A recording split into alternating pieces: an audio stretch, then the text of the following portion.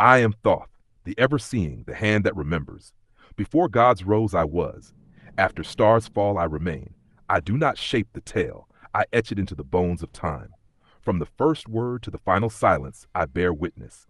So listen well, seeker of truths, for this is not the beginning. It is the recalling. You will have heard already of Fang and BLK, their quarrel at the foot of the tree, one driven by longing to return to his lost reality, the other pulled by revelation of the Black Link's severed threads.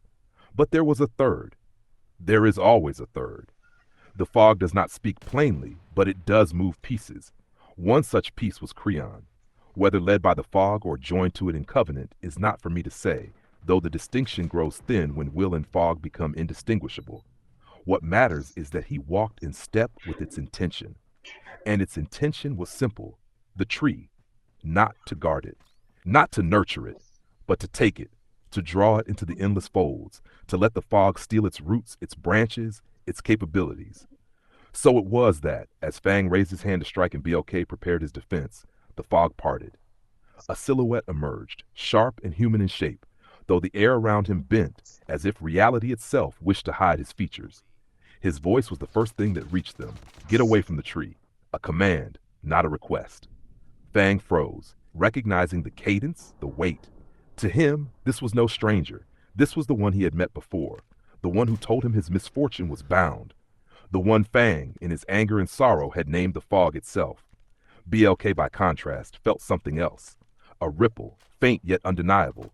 That missing current of the Black Link, the very fragment he had been tracing, rolled off this newcomer like heat. His pulse quickened. Here was the proof. The lost 3%, breathing before him. Yet as the man stepped closer, the truth bent stranger still. For the aura was not his essence, not his blood. It was smoke. A cigar, burning slow between his fingers, wound with dried strands of Black Link fungus.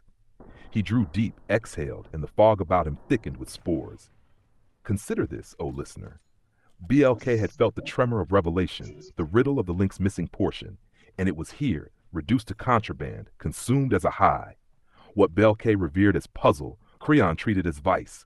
Such juxtapositions often decide wars more than blades. Creon's face came clear then. Pale, sharp, eyes gray as ash, white hair cropped close, no beard to soften the jaw. Average in build, neither giant nor frail. The sort of man one forgets at a glance, save for the crown that lingered faintly above him. Not golden, but tarnished, remade, as if borrowed from something unnamed. He smiled, faint with the cigar between his teeth. The mystery collapsed into nonchalance. I told you, Creon said, smoke curling upward. Get away. And there the balance shifted. BLK understood the danger. Fang felt the weight of his captor, and for the first time, they did not turn on one another. Their eyes met, their footing aligned. Against Creon, they would stand together. When Creon spoke his warning, the air itself changed. The fog, which had lingered at the tree line, began to advance, slow, deliberate, consuming, not rushing to swallow all at once, but creeping forward as if savoring the moment. The tree, bright and singular, became the last clear point in a world unraveling. Fang did not hesitate. Rage propelled him, the memory of chains and of Creon's hand binding him to his misfortune. His strike was immediate, wild, but sharpened by desperation. BLK, by contrast, faltered, not in weakness, but in doubt. He looked upon Fang and saw not an ally, but a storm barely leashed. Fang would burn through anything to reach Creon, even if it meant breaking the tree.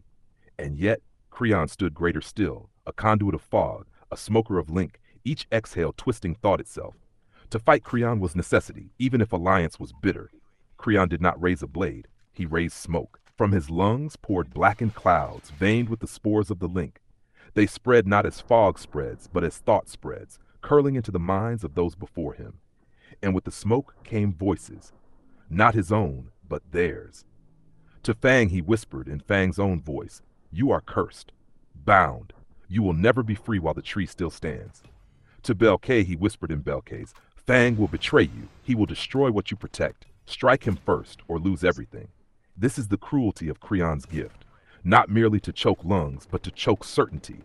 Fang roared against the words, his fists striking through the smoke, each blow scattering forms that reassembled before his eyes. Creon moved as vapor does, impossible to see, slipping between strikes, his body half real, half dissolved. BLK hesitated, watching Fang's fury carve paths through empty air. But hesitation became peril, for the smoke reached him too. His chest tightened, his vision blurred.